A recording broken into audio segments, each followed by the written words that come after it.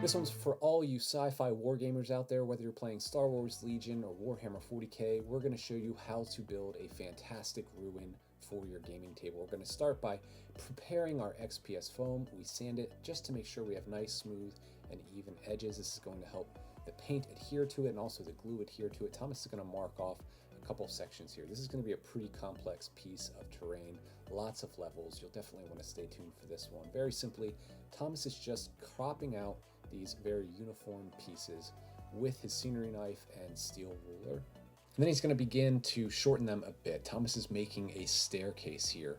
It is pretty complex, but you'll see just how simple it is to build a staircase for your gaming table. Now that we have the steps prepared, Thomas has traced out the height of the steps, and he's going to make a chair wall or a handrail to go alongside it. With a very steady hand, he's just going to use the hot wire foam cutter to crop out the guardrail. At every step in this tutorial, we're going to ask you to texture your foam. Use an old brick or stone and just press it into the foam to give it some nice texture and depth. Then you can begin gluing your stairway together. Once your stairs are put together, you can go ahead and apply some glue to the side and adhere your guardrail.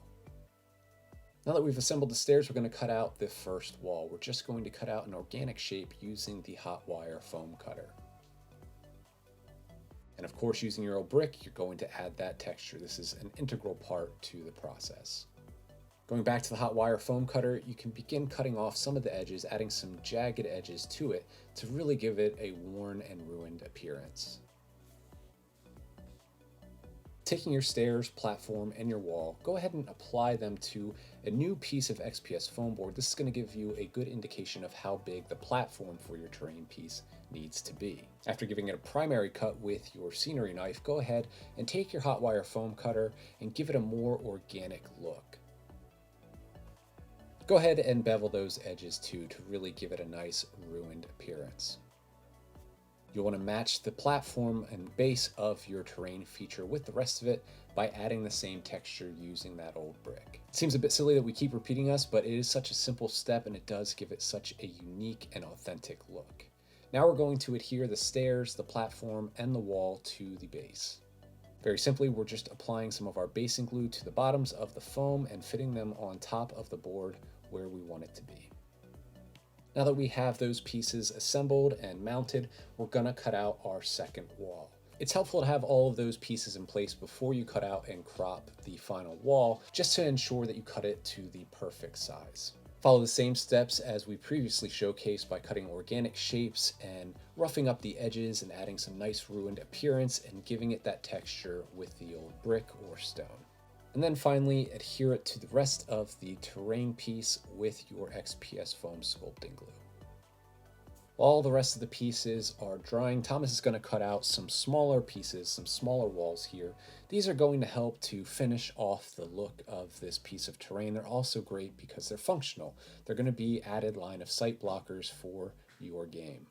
And here you have it, the main structure for this ruin is complete, and we just have to add some added texture. So we're going to add some rubble from some extra pieces of foam that we cut out and cropped out. It's a great way to utilize any additional pieces and leftover pieces that would otherwise go in the waste bin. Then we're going to apply some glue around the edges and cracks and seams. We're going to gap fill a little bit here by moving it into the edges with a paintbrush.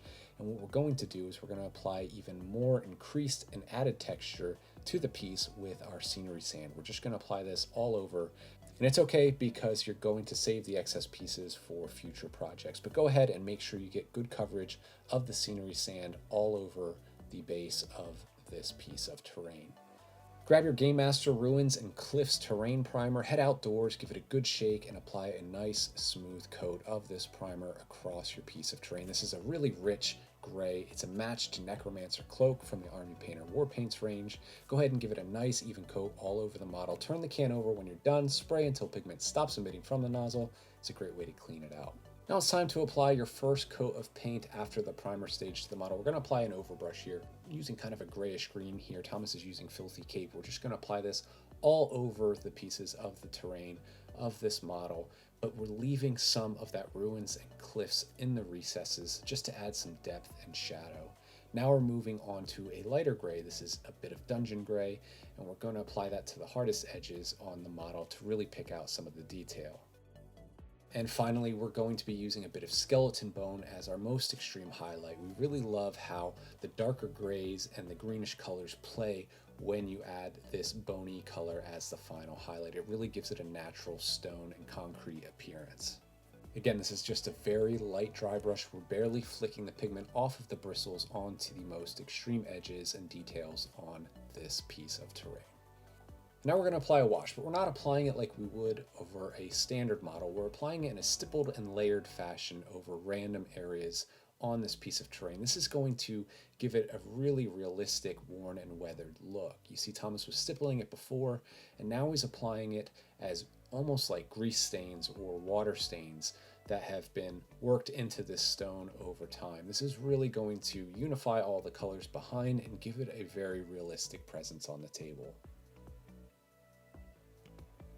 And your terrain piece is pretty much done, but we're going to take it up another notch. We're going to delve into the Army Painter Warpaints Effects Paints range, which is made up of dry rust, which is a great product to use, disgusting slime, and we're using glistening blood here. And Thomas is going to really give this a gory effect. He really wants to make this look like a war zone. So he's taking some of that glistening blood on the tips of his dry brush, and you can see that he's pulling the bristles back with his finger to add a splattered effect.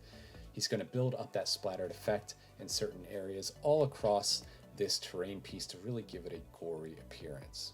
With the effects paints, we always recommend adding a little bit and building it up in layers because it's always easier to add more of the effect than it is to take that effect away. You can apply similar techniques again with disgusting slime or dry rust. It's really up to you.